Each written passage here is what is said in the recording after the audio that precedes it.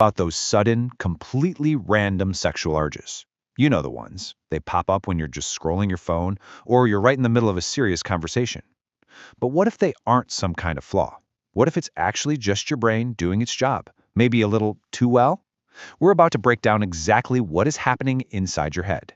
I mean, we've all been there, right? That sudden jolt of desire that just seems to come out of absolutely nowhere. It could feel really confusing, maybe even a little bit embarrassing. But you are so not alone, and it turns out there's a fascinating reason for it. All right, so first things first. It all starts with pure biology. Your brain is way, way faster than your conscious mind. These urges aren't really a conscious choice you make. They're an automatic reaction that happens before you even have a second to think about it. The speed is just incredible. Get this, sexual arousal can start in less than 2 seconds. That's faster than you can consciously process what you just saw, what you just heard, or even what you just thought. Your brain literally reacts before you do. It's wild. So here's how that split-second thing works. Your brain has this automatic sensor, the hypothalamus, and it detects a cue. Now this cue could be something obvious, or it could be incredibly subtle, like, just a passing thought. Instantly, it floods your system with dopamine. That's the feel-good chemical that basically screams at your body, hey, pay attention to this. And this is the key to why these urges can feel so intensely physical. Your brain doesn't really draw a big, clear line between real touch and imagined touch. That's how a simple thought or a memory can trigger such a powerful physical response in your body, even when there's nothing actually happening. Okay, but this is where it gets even more interesting. Not every single sexual urge is purely about sex. Sometimes your brain is trying to send you a message about an emotional need, and it's just getting its wires crossed. Just think about it for a second. Have you ever noticed these urges seem to get stronger when you're not feeling your best? When you're stressed out, or bored, or lonely? Your brain is just craving comfort and a quick reward. And you know what? A sexual fantasy can be the fastest way to get a little hit of dopamine, a quick dopamine snack, if you will, to make you feel good when everything else feels kind of heavy. And this brings us to this really key psychological idea, misattribution of arousal. It sounds complex, but it's actually pretty simple. It's when your brain mixes up its signals. The wiring for our emotional needs, things like comfort and connection, it actually overlaps with the wiring for physical attraction. So your brain feels a need for closeness and just mistakenly translates it as a need for sex. So you can kind of think of it like this. What feels like a sudden, out-of-the-blue sexual urge might actually be your brain just craving connection. That feeling of being turned on?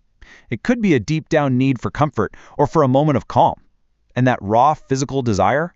Sometimes it might just be your body's way of dealing with and processing stress. Okay, so this brings us to a really, really common frustration. You get one of these urges at the absolute worst time, maybe during a work meeting or when you're trying to study, and you just try to force it away. But it doesn't work, does it? And there's a very good reason for that. You see, trying to just suppress these thoughts with willpower often makes them even louder.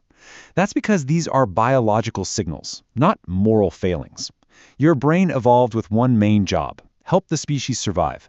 This system is designed to be powerful and automatic. So it's not a weakness on your part. It's just your biology doing its thing.